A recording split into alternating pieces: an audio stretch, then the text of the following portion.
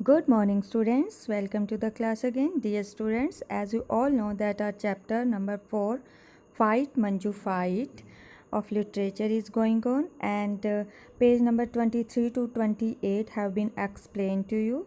Now in our today's class, I am going to explain page number 29 and 30. But before this, I want to recapitulate the story till now. In this story, Manjula is a young girl who loved painting and wanted to paint like Hussein. But the material she wanted for painting was very costly. Her mother is very loving, caring, and sportive towards her, and her younger brother Amol is also very caring.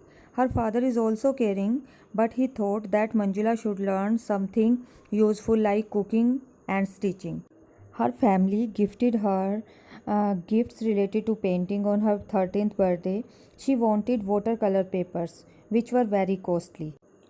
When her mother asked her father to purchase the papers, he flatly refused to buy the papers and changed the topic by saying that he was going to Bombay next week. Manjula would like to go to Bombay too because he thought that people were different there and they might not whisper about her hands. Now I am going to explain page number 29.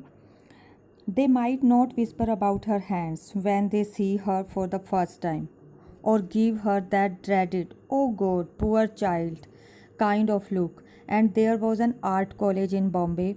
Art. Manjula Parlekar was through with art. She had given it up for good. However much it would hurt, however much. Manju, her mother's voice, reached her from far away. Will you give me a hand? Manjula helped her mother take down her steel trunk. Mrs. Parlekar opened it but then shut it again. She turned to Manjula decisively. Manju, I would like to talk to you. Mother, please, interrupted the girl, her dark eyes burning. Don't, but Manju, please, mother, please. Mrs. Parlekar gripped her daughter firmly by the shoulders and looked her straight in her eyes, her voice firm with determination. She said, don't give in, Manju. There is so much in you that other girls don't have. Let it come up. Even if you have to fight, fight, Manju, fight. Manju's throat was thick with tears. She turned away from her mother. Manjula, look at me, her mother said gently. You have to learn to master obstacles. The will and the strength to overcome them can only come from within yourself. Manjula turned around in anguish.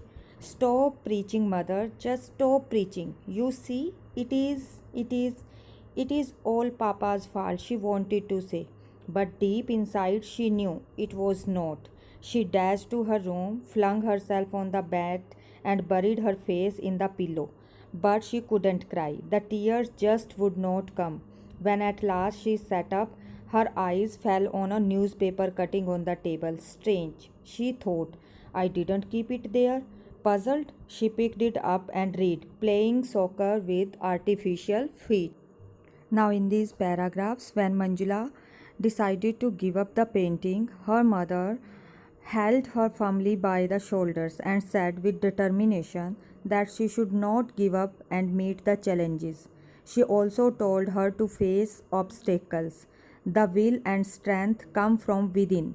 Manjula felt hurt. She wanted to tell her it was all her father's fault, but she didn't. She dashed into her room and started crying. Then he saw a newspaper cutting on the table, which was about a soccer player who was playing soccer with his artificial feet. On this page, there are some power words which I want to share with you. That is decisively. Decisively means in a decisive manner, means having the power of deciding. Okay. Now next is interrupted. Interrupted means interfered. Next is give in. Don't give in, Manjula. This is means yield to surrender. Okay. Now there is an obstacle. Obstacle means hinder, impede, anguish. Anguish means extreme pain, either in body or in mind. Next is preaching. Preaching means delivering a sermon. Sermon means moral or religious lessons. Okay, now these are the power words on this page. Now I'm going to read and explain page number 13, that is the last page of this chapter. The bold heading screamed at her. In New Hampshire, she read on. Rich Belanger, who had lost his feet in a train accident, decided to play football with artificial feet. His coach thought it was ridiculous. His parents did not like it. This sentence was underlined in red, but Belanger stuck to it and made it to the Nashu team as a defensive end. Manjula Parlekar dropped the clipping. What a brave boy, she thought. He didn't give up. He played on despite what others people said. Perhaps her mother was right. She had to fight on like Rich Belanger. Manjula walked over to her cupboard, hunted through the pile of clothes, and pulled out her colors and brushes. She ran her thumb over the soft bristles and she longing to paint. See and smell colors drove tears into her eyes. On the day of the on the sport painting competition, shortly after breakfast, her brother said, "I am off, Ma. Ratan and I are helping at the entrance gate. They are expecting a big crowd." Turning to Manjula, he said casually, "Pity you are not coming. I am sure you would have won a prize." "I might win one still," Manjula replied as casually as she could. "It will depend on the subject in my category." "Your category?" cried Amol. "Manju, hey, does that mean you are participating?" He jumped up and pumped her hands up and down. "I knew you would do it. I was sure you wouldn't give in." Manjula freed her hands and answered softly, "If Rich Belanger could do it, why not Manjula Parlekar?" Her brother looked at her. A broad smile spread over his face. "Rich Belanger?" Mrs. Parlekar asked, surprised. Who is Rich Belanger?" "Rich Belanger," spoke Manjula and her brother together, "plays soccer with artificial feet. Is not that something?" So there are some power words on this page. Firstly, note down these.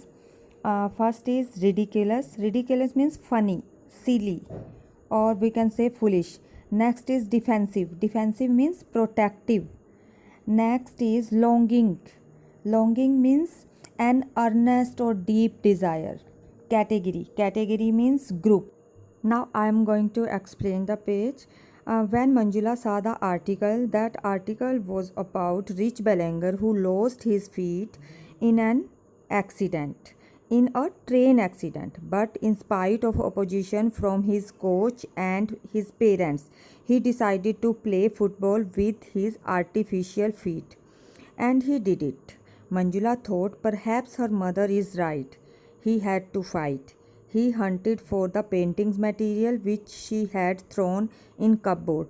Amol pitied that Manjula was not coming to join the on-the-spot painting competition even though she could win prize. Manjula replied that she might win as she would participate in her category of children. Amol said he knew she wouldn't give up. Manjula said if Rich Belanger could make it, why not Manjula Parlekar? Mother said, "Who is Rich Belanger?"